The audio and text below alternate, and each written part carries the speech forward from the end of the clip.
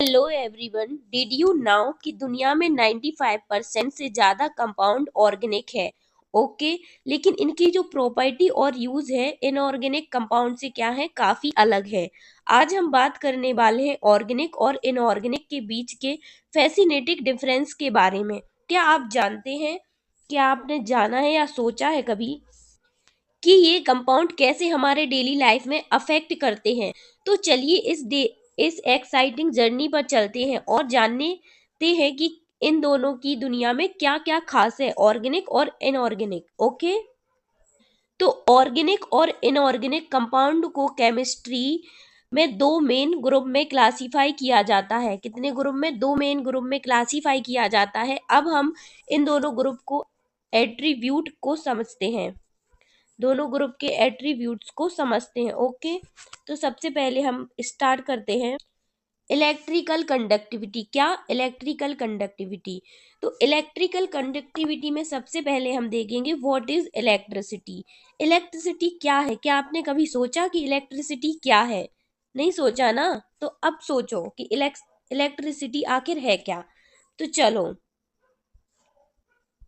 तो इलेक्ट्रिसिटी उन negatively charge सब एटॉमिक पार्टिकल्स, जो नेगेटिव सब एटॉमिक पार्टिकल्स जिसे हम क्या कहते हैं, इलेक्ट्रॉन कहा जाता है। ठीक है, कौन से सब एटॉमिक पार्टिकल जिन्हें हम इलेक्ट्रॉन कहते हैं, ठीक है, के फ्लो से संबंधित है। ओके, इलेक्ट्रॉन के फ्लो से संबंधित है। जब इलेक्ट्रॉन फ्लो करते हैं तब इलेक्ट्रिकल चार्ज का फ्लो भी होता है। तो जब इलेक्ट्रॉन फ्लो करेंगे तो काय का फ्लो होगा? इलेक्ट्रिसिटी का भी फ्लो होगा, मतलब इलेक्ट्रिसिटी बनेगी। ओके, जब इलेक्ट्रॉन फ्लो करेंगे तो क्या है इलेक्ट्रिसिटी? इलेक्ट्रिसिटी को समझा कि जब सब जो नेगेटिवली चार्ज सब एटॉमिक पार्टिकल हैं, जिसे हम क्या कहते हैं, इलेक्ट्रॉन कहते हैं, तो जब वो फ्लो करते हैं तो क्या बनती है? इलेक्ट्रिसिटी बनती है। ओके, आया समझ? उसके बाद फिर आपके माइंड में आया होगा कि इलेक्ट्रॉन क्या है। तो क्या आपने कभी सोचा कि इलेक्ट्रॉन क्या है? इलेक्ट्रिसिटी तो हमने जान ली कि इलेक्ट्रॉन की फ्लो से इलेक्ट्रिसिटी आती है। उसके बाद ये इलेक्ट्रॉन क्या है? What are electrons? तो एटम सब कुछ का बिल्डिंग ब्लॉक होते हैं। क्या होते हैं? एटम सब कुछ का बिल्डिंग ब्लॉक होते हैं, मतलब जो भी चीज है वो काय से बनी है? एटम से बनी है। बिल्डिंग ब्लॉक होता है एटम। लेकिन जो एटम्स के अंदर छोटे छोटे पार्ट्स होते हैं जिसे हम क्या कहते हैं? सब एटम्स कहते हैं। क्या कहते हैं? सब एटम्स कहते हैं। सब चीज काय से बनी है? एटम्स से। पर आपने कभी सोचा कि एटम्स के अंदर भी जो छोटे छोटे सब एटम्स होते हैं उनमें क्या होता है? इलेक्ट्रॉन नेगेटिवली चार्ज होते हैं सब एटम में, और एटम के न्यूक्लियस के बाहर मूव करते हैं। कहाँ बाहर? बाहर जो एटम्स है उसके न्यूक्लियस के बाहर क्या करते हैं? मूव करते हैं। कौन? एटम्स। ओके, अब हम देखेंगे वाटर कंडक्टर। क्या? कंडक्टर। तो आपने कभी सोचा कि कंडक्टर क्या है? तो सोचो ना अभी, कंडक्टर क्या है। तो कंडक्टर, इलेक्ट्रिकल कंडक्टर ऐसे मटेरियल होते हैं। कैसे मटेरियल होते भाई? ऐसे मटेरियल होते हैं जो इलेक्ट्रिसिटी को इजीली क्या करते हो? फ्लो करने की सुविधा देते हो। इलेक्ट्रिसिटी आराम से पास हो जाए, कोई रेजिस्टेंस ना आए। ओके, ऐसे मटेरियल को कंडक्टर कहते हैं। ठीक है, इलेक्ट्रिसिटी को इजीली फ्लो करने की सुविधा देते हैं। ये मटेरियल इलेक्ट्रॉन को आसानी से मूव करने देते हैं, जिससे हम इलेक्ट्रिसिटी का फ्लो होता है। जिससे क्या होता है? इलेक्ट्रिसिटी का फ्लो होता है, इसीलिए हम इसे गुड कंडक्टर कहते हैं। ठीक है, गुड कंडक्टर ऑफ इलेक्ट्रिसिटी कहते हैं। तो पता चल गया कि कंडक्टर में इलेक्ट्रॉन इजीली फ्लो करते हैं, जिससे क्या होती है? इलेक्ट्रिसिटी। अब चलते हैं, लेट्स कंपेयर करते हैं हम ऑर्गेनिक कंपाउंड और इनऑर्गेनिक कंपाउंड।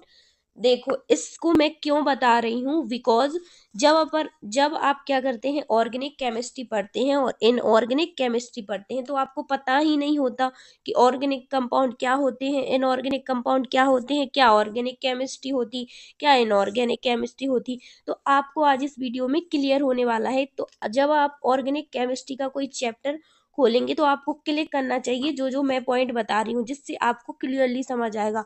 और इनऑर्गेनिक पढ़ेंगे कोई भी चैप्टर तो आपको क्लिक करना चाहिए कि इनऑर्गेनिक में ये चीज होती है। जब भी कोई इनऑर्गेनिक का चैप्टर आएगा आपको तुरंत क्लिक करना चाहिए माइंड में। ओके, इसीलिए मैं आपको ये बता रही हूँ। तो ऑर्गेनिक कंपाउंड क्या होता है? तो ऑर्गेनिक कंपाउंड की क्या खासियत है कि ऑर्गेनिक कंपाउंड को पानी में डिसॉल्व किया जाता है तो ये क्या करता है, आमतौर पर पूरे कंडक्टर होते हैं। क्या होते हैं? आमतौर पर पूरे कंडक्टर होते हैं। इसका मतलब क्या है? मतलब ये कि इलेक्ट्रिसिटी को अच्छे से कंडक्ट नहीं करते। क्या होते हैं? पुअर कंडक्टर होते हैं। मतलब इलेक्ट्रिसिटी को अच्छे से कंडक्ट नहीं करते, पुअर कंडक्टर का मतलब है। ऑर्गेनिक कंपाउंड पुअर कंडक्टर होते, बिकॉज पुअर कंडक्टर का मतलब है कि ये इलेक्ट्रिसिटी को अच्छे से कंडक्ट नहीं करते। आ गया समझ? तो जब भी ऑर्गेनिक कंपाउंड आएगा तो आप समझ जाइए कि क्या होता है, पुअर कंडक्टर होता है, जो इलेक्ट्रिसिटी को अच्छे से कंडक्ट नहीं करता। अब आती है बारी इनऑर्गेनिक कंपाउंड की। तो इनऑर्गेनिक कंपाउंड को पानी में डिसॉल्व करने पर ये इफेक्टिव इलेक्ट्रिकल कंडक्टर बनते हैं। क्या बनते हैं? इफेक्टिव इलेक्ट्रिकल कंडक्टर बनते हैं। इसमें आयंस होते हैं। ओके, इनऑर्गेनिक में आयंस होते हैं जो पॉजिटिवली और नेगेटिवली चार्ज होते हैं। ठीक है, और पॉजिटिवली और नेगेटिवली चार्ज को कंटेन करते हैं। अगर इलेक्ट्रॉन न्यूक्लियस के साथ टाइटली बाउंड नहीं होते, क्या नहीं होते? इलेक्ट्रॉन न्यूक्लियस के साथ टाइटली बाउंड नहीं होते तो इन्हें हम क्या कहते हैं? डीलोकेलाइज कहा जाता है। क्या कहा जाता है? डीलोकेलाइज। ओके, क्या कहा जाता है? डीलोकेलाइज इलेक्ट्रॉन कहा जाता है, जो कि आयन सब्सटेंस में होता है, आयनिक सब्सटेंस में होता है। ओके, इस तरह से ऑर्गेनिक और इनऑर्गेनिक कंपाउंड की इलेक्ट्रिकल कंडक्टिविटी में फर्क होता है। ऑर्गेनिक कंपाउंड आमतौर पर इलेक्ट्रिसिटी को अच्छे से कंडक्ट नहीं करते, जबकि इनऑर्गेनिक कंपाउंड पानी में डिसॉल्व होते हैं पर अच्छे कंडक्टर बनते हैं।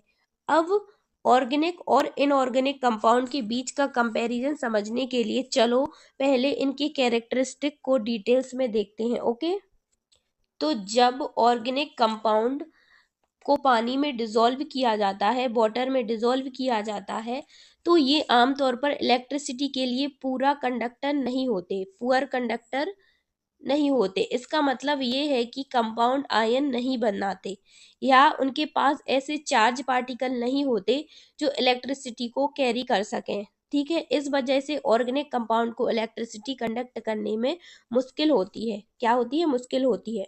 तो क्या बताया मैंने कि जब ऑर्गेनिक कंपाउंड को पानी में हम डिसॉल्व किया जाता तो आमतौर पर इलेक्ट्रिसिटी के लिए पुअर कंडक्टर होते हैं।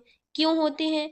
इसका मतलब होता है कि कंपाउंड आयन नहीं बनाते। क्या नहीं बनाते? आयन नहीं बनाते। कौन नहीं बनाते आयन? Organic compound. ओके, ये आयन नहीं बनाते, इलेक्ट्रिसिटी को कैरी नहीं कर सकते। ठीक है, इस वजह से ऑर्गेनिक कंपाउंड इलेक्ट्रिसिटी कंडक्ट करने में मुश्किल होती है, मतलब पुअर कंडक्टर होते हैं। ठीक है, अब जब हम इनऑर्गेनिक कंपाउंड को पानी में डिसॉल्व होते हैं तो ये इफेक्टिव इलेक्ट्रिकल कंडक्टर बन जाते हैं। इनऑर्गेनिक कंपाउंड में आयंस होते हैं जो पॉजिटिव और नेगेटिव चार्ज को कंटेन करते हैं। जब ये कंपाउंड पानी में डिसॉल्व होते हैं तो ये आयंस की फॉर्म में ब्रेक डाउन हो जाते हैं। काय की फॉर्म में ब्रेक डाउन हो जाते हैं? आयंस की फॉर्म में ब्रेक हो जाते हैं, टूट जाते हैं। ठीक है, ये आयंस क्या करने लगते हैं? फ्रीली मूव करने लगते हैं यहाँ से वहाँ और इलेक्ट्रिसिटी को कैरी करते हैं। मूव करते समय क्या करते हैं? इलेक्ट्रिसिटी को कैरी करते हैं। ओके, अब ये वर्ड है एक डीलोकलाइज। इसका मतलब क्या है कि डीलोकलाइज इलेक्ट्रॉन का कॉन्सेप्ट भी इम्पोर्टेंट है। अगर इलेक्ट्रॉन न्यूक्लियस के साथ टाइटली बाउंड नहीं होते तो उन्हें डीलोकलाइज कहते हैं। क्या कहते हैं? जो इलेक्ट्रॉन एटम्स के साथ टाइटली बाउंड नहीं होते उन्हें हम डीलोकलाइज कहा जाता है। डीलोकलाइज इलेक्ट्रॉन इलेक्ट्रिसिटी को कंडक्ट करने में मदद करते हैं। मेटल्स जो इनऑर्गेनिक सब्सटेंस के एग्जाम्पल है। मेटल्स क्या है? इनऑर्गेनिक सब्सटेंस का एग्जाम्पल है। अच्छी इलेक्ट्रिकल कंडक्टर है मेटल्स, अच्छा इलेक्ट्रिकल कंडक्टर है, गुड कंडक्टर है, क्योंकि इसमें डीलोकलाइज इलेक्ट्रॉन होते हैं जो क्या करते हैं? इलेक्ट्रिसिटी को कंडक्ट करते हैं, ईजिली मूव कर सकते हैं। तो ऑर्गेनिक कंपाउंड जनरली इलेक्ट्रिसिटी को अच्छे से कंडक्ट नहीं करते, ऑर्गेनिक नहीं करते इलेक्ट्रिसिटी को अच्छे से कंडक्ट, जबकि इनऑर्गेनिक कंपाउंड जब पानी में डिसॉल्व होते हैं तो वो इफेक्टिव कंडक्टर बनते हैं, क्योंकि उनमें आयंस होते हैं जो इलेक्ट्रिसिटी को क्या करते हैं? कैरी करते हैं। इस तरह से ये दोनों टाइप्स के कंपाउंड में इलेक्ट्रिकल कंडक्टिविटी काफी अलग होती है। आई होप आपको हर एक वर्ड और हर एक मेरा कॉन्सेप्ट समझ आ गया होगा। अगर आपको समझ नहीं आया तो आप मुझे कमेंट करके बता सकते हैं, और आप मेरा टेलीग्राम चैनल भी ज्वाइन कर सकते हैं जो कि डिस्क्रिप्शन में है, और अपना डाउट पूछ सकते हैं। और आप अगली वीडियो किस टॉपिक के चाहते हैं तो आप वो भी कमेंट कर दीजिए, मैं उस टॉपिक पर वीडियो बनाऊंगी। और आपको वीडियो पसंद आया हो तो प्लीज़ लाइक करें, और सबसे पहले देखने के लिए वीडियो को चैनल को सब्सक्राइब करें, क्योंकि आपका सपोर्ट मेरे लिए बहुत इंपॉर्टेंट है, जिससे मैं अच्छे अच्छे कॉन्सेप्ट बना पाऊंगी, अच्छी अच्छी वीडियो बना पाऊंगी, जिससे मैं मोटिवेटेड होंगी कि हाँ आप लोगों ने मेरी वीडियो देखी है। तो प्लीज़ चैनल को सब्सक्राइब कर लें, इससे मेरी कम्युनिटी हमारी कम्युनिटी बहुत स्ट्रांग होगी। तो थैंक यू, मिलते हैं अगली वीडियो में। Take care, bye bye.